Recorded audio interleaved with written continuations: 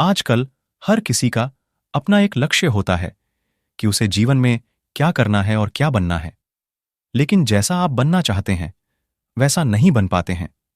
क्या आप इसका कारण जानते हैं?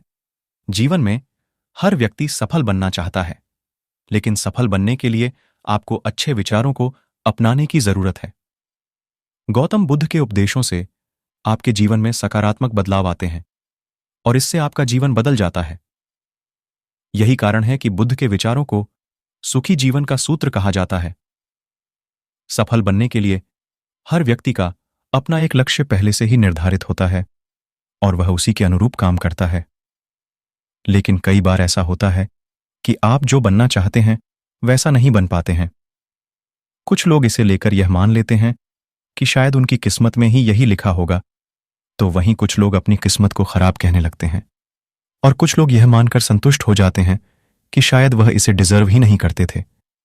लेकिन इसका असली कारण कुछ और ही होता है। गौतम बुद्ध की इस कहानी से जानते हैं इसका कारण। गौतम बुद्ध की कहानी। एक बार गौतम बुद्ध को एक सभा में उपदेश देना था। सभा में करीब 100 से ज्यादा लोग उपस्थित थे और उनका इंतजार कर रहे थे। गौतम बुद्ध आए, लेकिन बिना कुछ कहे ही चले गए।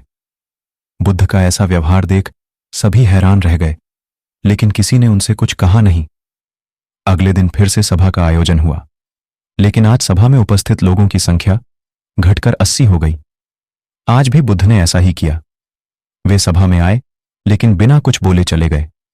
आज भी लोग हैरान हुए, लेकिन बुद्ध से किसी ने कुछ कहा नहीं।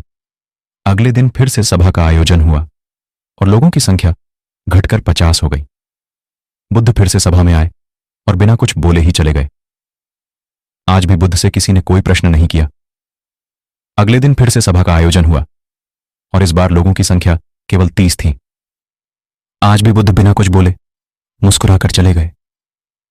आप कहानी को पढ़ते हुए इरिटेट हो गए होंगे और सोच रहे होंगे कि आखिर बुद्ध को कुछ बोलना नहीं तो बार बार सभा का आयोजन क्यों हो रहा है। ठीक इसी तरह सभा में मौजूद लोगों को भी गुस्सा आ रहा था, लेकिन इसका जवाब जानने के लिए आपको धैर्य रखना होगा। अगले दिन फिर से सभा का आयोजन और आज सभा में केवल 15 लोग ही उपस्थित रहे। लेकिन आज गौतम बुद्ध ने अपना स्थान ग्रहण कर लिया और उपदेश देने के लिए बैठ गए। बुद्ध ने जिन 15 लोगों को उपदेश दिए वे उनके भिक्षु बन गए और इन लोगों ने आगे चलकर बुद्ध के ज्ञान को अलग अलग दिशाओं में फैलाया। एक बार इन लोगों ने बुद्ध से प्रश्न किया कि सभा का आयोजन होने के बावजूद भी आप क्यों कई दिनों तक बिना बोले ही चले जाते थे। बुद्ध ने उत्तर दिया, मैं उन लोगों की खोज में था जो लायक हों। सभा के पहले दिन 100 से भी ज्यादा लोग थे, लेकिन उनमें से ज्यादातर लोगों को मेरे उपदेश से कुछ मतलब नहीं था। इसके बाद जो लोग अगले दिन आए उन्हें भी मेरे उपदेश से कोई मतलब नहीं था।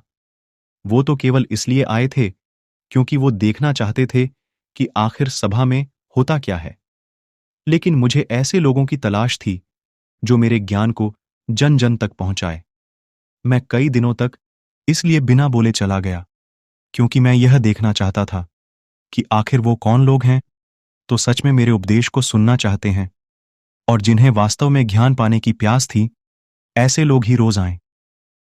गौतम बुद्ध कहते हैं कि जिनके भीतर धैर्य था उन्हें मुक्ति का मार्ग मिला और जो लोग जल्दबाजी में थे वो आज घर पर बैठे हुए हैं।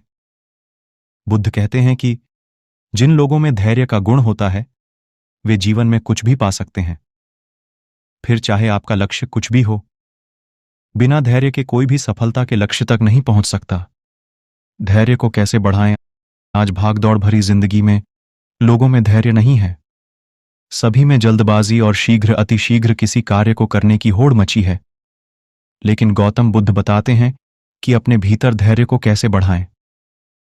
बुद्ध कहते हैं कि निरंतर अभ्यास से हम अपने भीतर के धैर्य को बढ़ा सकते हैं। यानी आप जो भी बनना चाहते हैं उसके लिए धैर्य की आवश्यकता है।